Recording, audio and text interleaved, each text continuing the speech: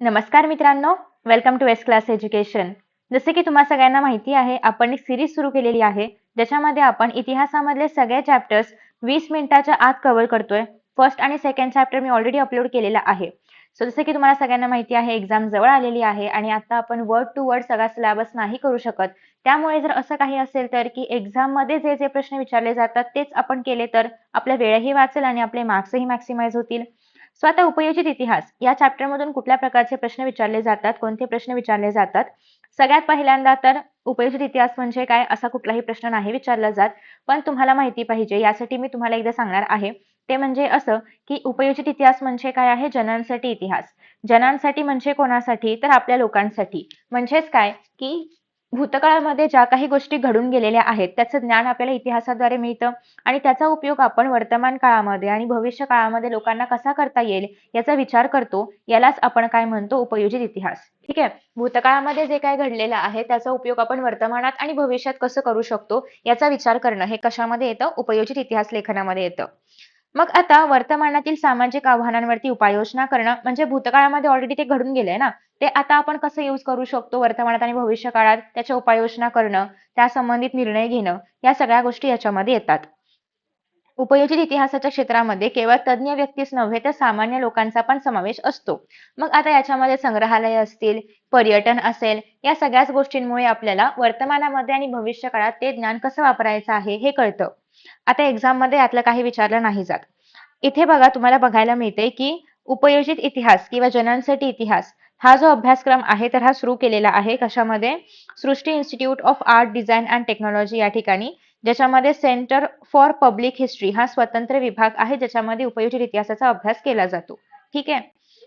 Okay. So उपयोजित इतिहास आणि विविध विषयांमधले संशोधन ऍक्च्युली याच्यावरती ना एक एमसीक्यू येऊन गेलेला आहे 2020च्या पेपरमध्ये आणि त्यासोबतच याच्यामध्ये जे 6 घटक आहेत तरी 7 घटक आहेत तर यापैकी कुठल्याही 2 ते 3 घटकांवरती तुम्हाला टिपा लिहा असा प्रश्न येतो. स्वाध्यायामध्ये तुम्ही जर बघितलं तर त्याचा एक पॅटर्न तुम्हाला बघायला मिळेल की या विभागामध्ये असेल किंवा याच्यामध्ये इतिहास लेखनाचा कसा उपयोग केला जातो किंवा उपयोजित इतिहास लेखनाचा या भागांशी काय संबंध आहे, संशोधन कसं केलं जातं, तर अशा प्रकारचा प्रश्न तुम्हाला एक्झाम मध्ये येऊ शकतो.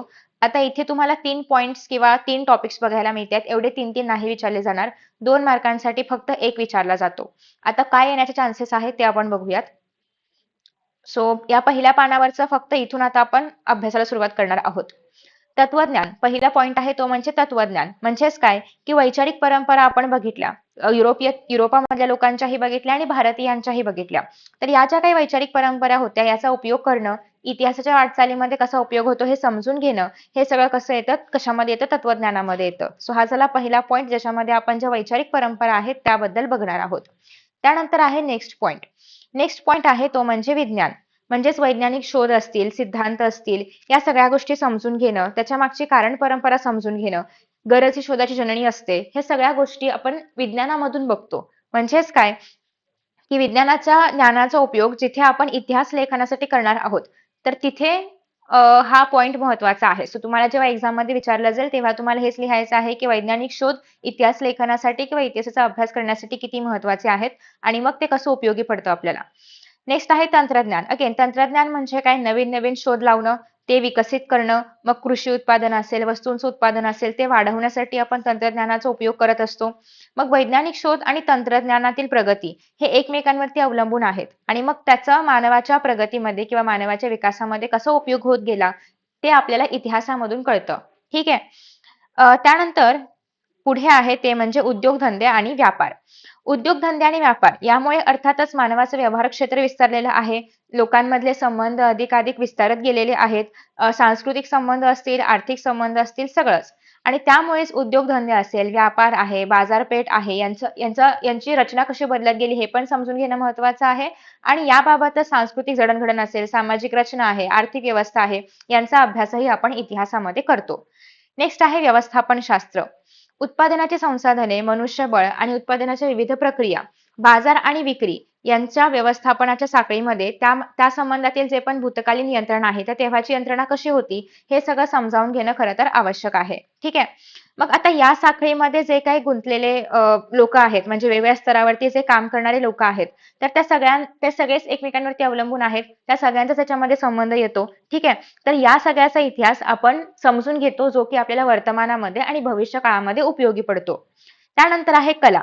आता कला म्हणजे काय? खरं तर कलेबद्दल आपण पुढच्या पाठांमध्ये बघणार आहोतच. पण सध्या कला म्हणजे काय आहे? तर वैचारिक, भावनिक, सांस्कृतिक परंपरेच्या आधाराने कलांचा विकास समजावून घेणं महत्त्वाचं आहे. कोणत्याही कलाविष्काराचे मर्म, कला संस्कृतीच्या निर्मात्याची मानसिकता आणि विशिष्ट कलाशैलीच्या विकासाचा क्रम सांस्कृतिक इतिहासाच्या अभ्यासाद्वारे समजू शकतो. आता आपण बघतो की आपल्याकडे खूप सारे नृत्याचे प्रकार आहेत किंवा विविध कला आहेत. मग त्या गायनामधल्या असतील, संगीतामधल्या असतील. पण या नेमक्या विकसित कशा झाल्या किंवा यांचा इतिहास काय आहे हे आपल्याला इथून कळू शकतं. नेक्स्ट आहे मानवीय ज्ञानशाखा. इतिहास आहे, पुरातत्व आहे, समाजशास्त्र, मानवशास्त्र, राज्यशास्त्र, अर्थशास्त्र या सगळ्या ज्या काही ज्ञानशाखा आहेत त्यांचा उगम, विकास किंवा हे सगळं समजून घेणं हे कशाचा भाग आहे? हा सुद्धा इतिहासाचाच भाग आहे.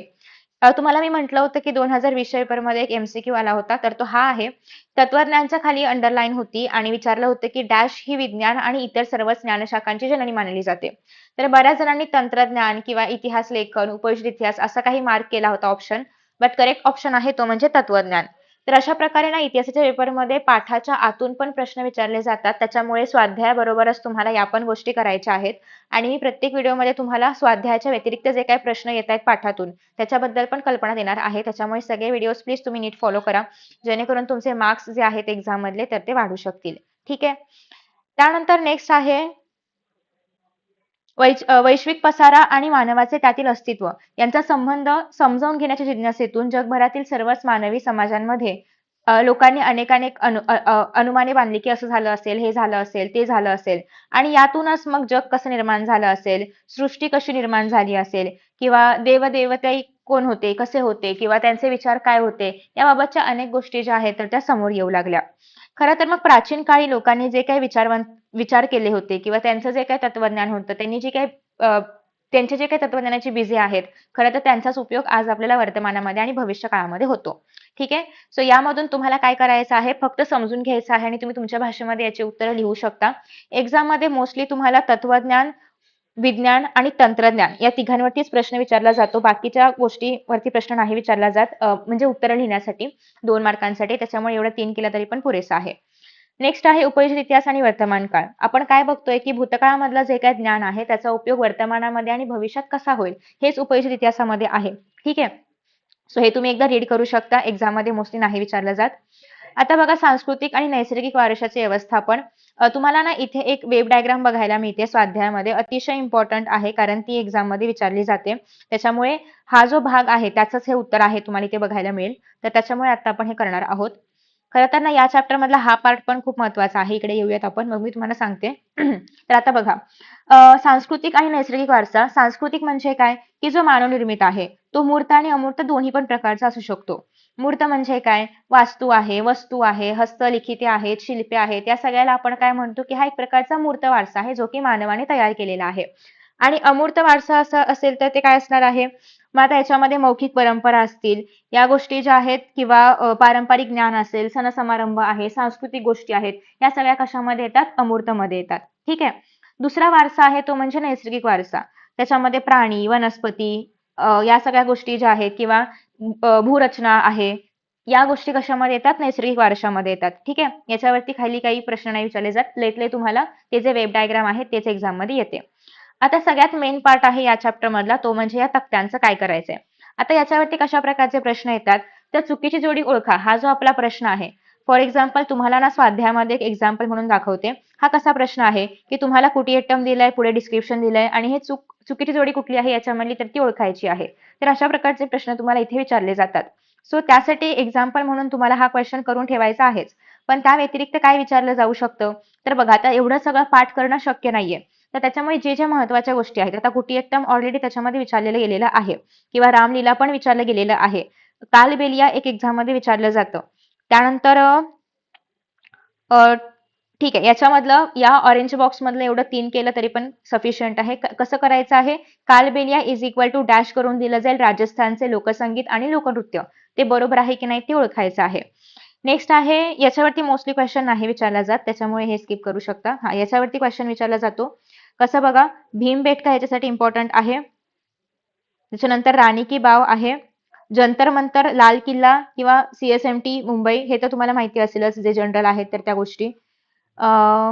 त्याच्यानंतर नेक्स्ट आहे बृहदेश्वर मंदिर हे एक करायचंय.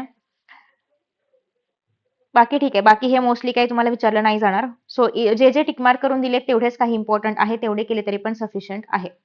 त्यानंतर बघा 2012 साली ना कास पठार तुम्हाला माहिती असेल त्याला युनेस्कोच्या जागतिक वारसा स्थळीच्या यादीमध्ये समावेश त्याचा करून घेतला. तर हे एक साल आणि नाव लक्षात ठेवायचे एमसीक्यू मध्ये विचारलं गेलं तर. त्यानंतर पुढे असं ऍज सच काही महत्वाचं नाहीये. सो तुम्ही इव्हन स्किप केलं तरी पण चालेल. त्यानंतर पुढे आहे आता आपण जे उपयोजित इतिहास लेखन पाहतोय त्याच्याशी निगडीत जे काही व्यावसायिक क्षेत्रे आहेत तर ती या ठिकाणी आहेत पण ती एक्झाम मध्ये नाही आहेत. सो तुम्ही स्किप करू शकता. नेक्स्ट आहे तुम्हाला इथे ना एक मातीची वटिका बघायला मिळते ज्याच्यावरती खूप सारं काही काही लिहिलंय. तर अशा प्रकारचे जे पॅसेजवाले क्वेश्चन्स आहेत ना क्वेश्चन 4 मध्ये तुम्हाला विचारले जातात की एका मार्काचे 2 प्रश्न आणि 2 मार्कांचा एक प्रश्न तुम्हाला पॅसेजवरती विचारला जाऊ शकतो. तर त्यासाठी हे महत्वाचं आहे. त्यानंतर सिमिलरली इथे तुम्हाला काय बघायला मिळते की कोलकाता या ठिकाणी इंडियन म्युझियमची स्थापना झाली होती 1814 मध्ये. हे करायचं आहे. साल करायचं नाहीये. इंडियन म्युझियमची स्थापना हे करायचं आहे. ठीक आहे. त्यानंतर यातील प्रत्येक क्षेत्राच्या व्यवस्थापनासाठी विशिष्ट गोष्टी वगैरे वगैरे ठीक आहे. ह्याच्यावरती काही एक्झाममध्ये क्वेश्चन नाही विचारला जात. इव्हन तुम्हाला जर फुल चॅप्टरचं एक व्यवस्थित व्हिडिओ हवा असेल तर तो मी ऑलरेडी अपलोड केलेला आहे. इव्हन हँड रिटन नोट्स पण मी अपलोड केलेले आहेत. सो तुम्हाला जर ते वाले व्हिडिओज हवे असतील तर तुम्ही नक्कीच चेकआउट करा. सध्या आपण फक्त एक्झामच्या पॉईंट ऑफ व्ह्यूने वरच्यावर बघणार आहोत की कशामधून क्वेश्चन्स विचारले जातात आणि काय करणं महत्वाचं आहे. सो ज्यामधून क्वेश्चन्स येत आहेत ते मी खूप डिटेलमध्ये घेतलेलं आहे. बाकी आपण वरचेवरच बघतोय कारण तसंही त्याच्यामधून एक्झाम मध्ये विचारलं नाही जात काही. ठीक आहे. अभिलेखागार म्हणजे काय हे तुम्हाला 9व्या चॅप्टर मधून विचारलं जाईल. सो आपण ते तिकडे बघूयात. हा एक अतिशय इम्पॉर्टंट क्वेश्चन आहे की भारताचे राष्ट्रीय अभिलेखागार नवी दिल्ली येथे आहे आणि प्रत्येक राज्याचं स्वतंत्र असं अभिलेखागार आहे जे की तुम्हाला एक्झाम मध्ये एमसीक्यू साठी विचारलं जातं की कुठे आहे अभिलेखागार तर नवी दिल्लीमध्ये आहे. तर त्यासाठी हे करायचंय. आफ्टर दॅट नेक्स्ट आहे इथे तुम्हाला अभिलेखागार बद्दल अजून काही बघायला मिळते बट ते एवढे इम्पॉर्टंट नाहीये कारण हे नाही एक्झाम मध्ये विचारलं जात. ठीक आहे.